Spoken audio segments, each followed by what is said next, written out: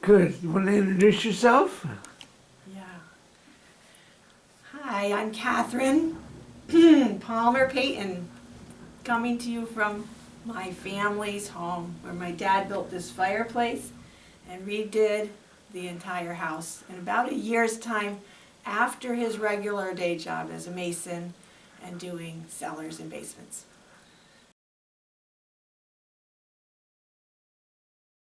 And my mom, Mary Ann Coury, C-O-U-R-Y, Palmer, really filled this house, which has quite a few bedrooms, a beauty shop that she did hairdressing in, a kitchen dining room that we filled with many people, especially for holidays. So this is the kitchen. Many a meal were made. My mom was called different playful names, Gran, and Sittu is what it is in Lebanese, but we call her Sitti. And then we pulled this table out, so big, and this was my mom's table, my mom's mother's table, Amini's table. And so we do, 20 people, 30 people, however, kids' table sometimes, and so many fixins for a meal. It was just all in, singing with happy birthdays, or my dad's birthday, my mom's birthday, everybody's birthdays. And this room would have sometimes 30 people. It wouldn't be too many, especially a lot of little ones. We let the little kids put on a talent show, do some cartwheels in here. My dad would say, "This is not a gymnasium." I'm like, "Well, it should be." We like to move. He said, "Yeah, go outside for that."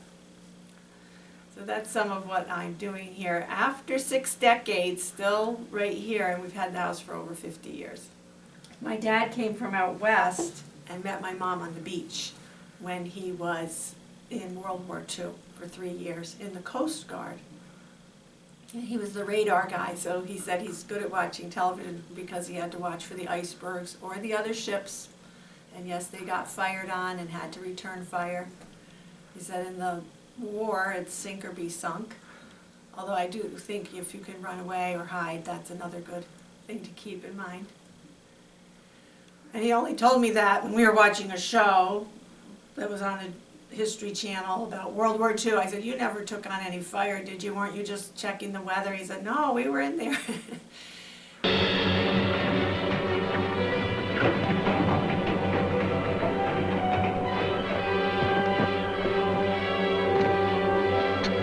So I feel very extra blessed that I knew I had a big family. I'm number 10 of over a dozen. Mm-hmm.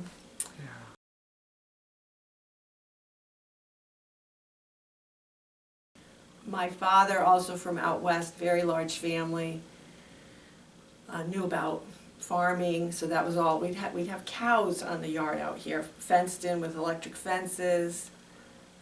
They did live in the barn down the road that's now a nice little apartment, but they did go up onto the hill, which is 20 acres or so, a nice hillside, and they would cut down all the brush. And so we kids thought that was great. We had all these trails to run like little natives through the woods, and usually over to somebody's house, related or good friend, with big gardens. One of my sisters caught a greased pig. We had a pig pen out there all of a sudden with a dozen piglets, and some of them were getting stepped on, so we'd bring them in to the house, and my mom would literally stitch their little pig skins together. I thought, there's nothing my mother can't do. She's cutting hair all the time, and we can go see, if we want later, the beauty shop has a lot of windows, so it's a very cheerful spot. And she had gone to hairdressing school. She met my dad on a weekend vacation that she almost didn't go on because, as she told me again when she was about 80 years old, her friend canceled and the vacation was paid for, and she decided, "Oh, I can do this on my own." She was living in Hartford and went up to New Hampshire, I believe. So, let's say Hampton Beach. I think that's New Hampshire, up there. And she met my dad at a little hot dog stand on the beach, and she's like me on a stool right now, 5 feet tall, so she was sitting up, but she's seeing my dad, who's 6 feet tall, come in, looking a little scruffy, and he said he was, in the services, and she said, "Are you 4F? Did you get kicked out?" And he said, "No, I'm just getting my uniform cleaned. This is my scrub." So she said, "Well, you can come talk to me on the blanket if you want. I'm over there." He wasn't going to go talk to her after being insulted, but nobody else had talked to him, so he figured, okay, he'd go over. He filled me in on that. And they just talked for the next few hours, decided they should keep in touch, and within a month or so got married after just writing and visiting out west where they lived, and then coming back. So her family was here, a lot of amazing cousins and church life, Maronite Christian. My dad was Church of Jesus Christ of Latter-day Saints. So I learned early on between Catholicism and Mormonism, some things line up, some don't. And later, when I came back to this area, having left for a few years for different high schools and going to Vassar, I wanted to find a church. I went to the Sharon Congregational Church, and I also started to branch out and learn who are the Jehovah's Witnesses, who are the Baha'i people. I met some of them in Winston, and I thought, we really need a way to figure out who believes in what. And now I realize, with this Israel-Palestine problem we have going, everybody needs to understand, what are we talking about? Religion is important. What are the beliefs? What's it based on? But with all those different possibilities, I said, really, we all want to be healthy. We want to be together if we can, with either the family that's working well together or friends. And I was keeping in touch with all my grade school friends and the teachers as best I could, going back to the graduations at Kellogg School, which I went to for all 9 years. And I used to walk from about a half a mile uphill and up to the top of the road here by myself for kindergarten, even in the winter. And they said, watch out for the snow plows. Go on the other side of the road if the plow is coming. So I had about 25 kids, plus and minus, in my class, which was a large class because the baby boomers were the tail end of that. And some of my older siblings had gone there, and some of the youngers and nieces and nephews, and all of their friends. So I kept in touch for many decades with everybody there.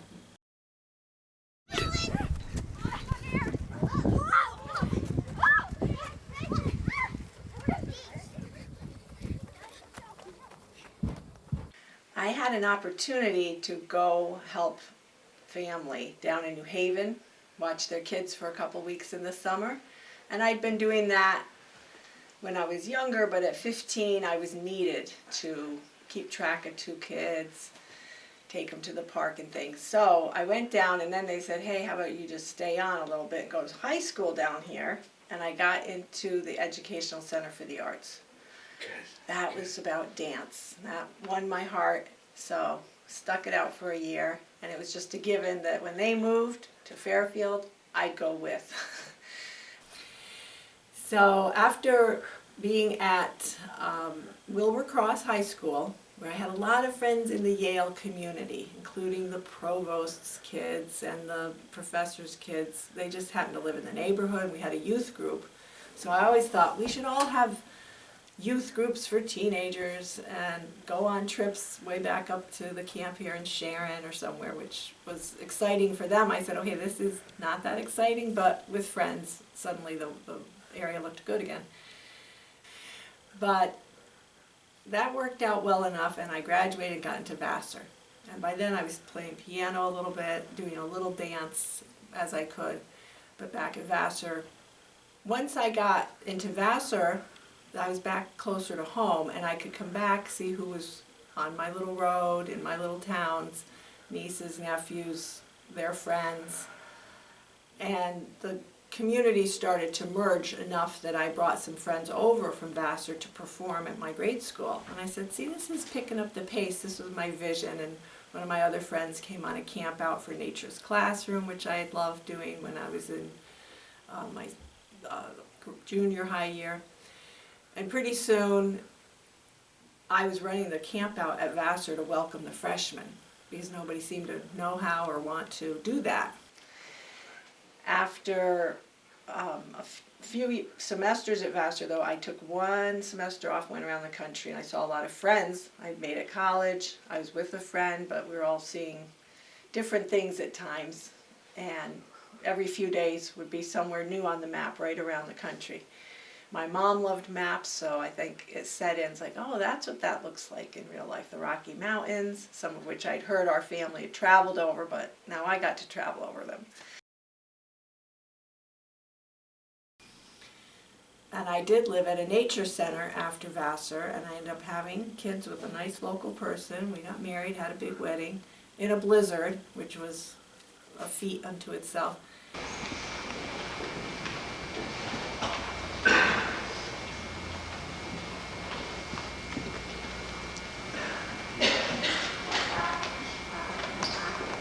I, David, take you, Catherine, to be my wife for all my days. I, David, take you, Catherine, to be my wife for all my days.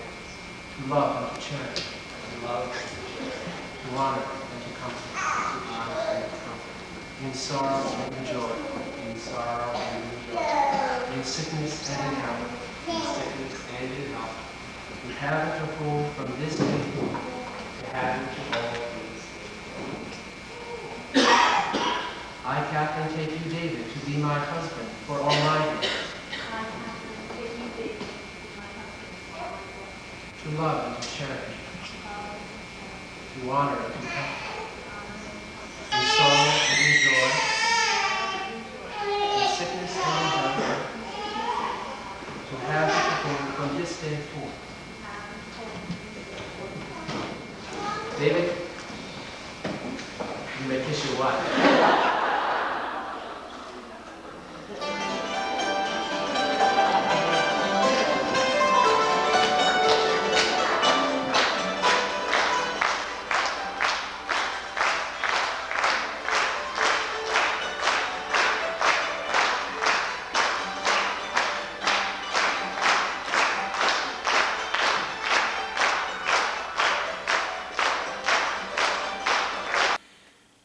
And our kids did very well. We both had, again, those natural networks, not only of family, but all sorts of interesting friends in politics, ready to march down in Washington for one important reason or another.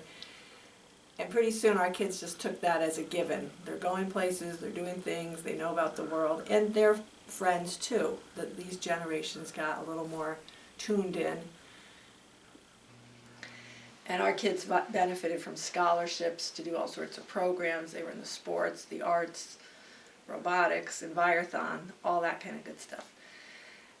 Our son Kalen, however, did not get to have the full experience because after 1 year of high school, where he was very engaged and enjoying being in high school, sports-wise especially, making friends with the local kids and doing well academically, he had a sudden turn of events. And if I may, I'll read from what I shared this year. It's been 14 years.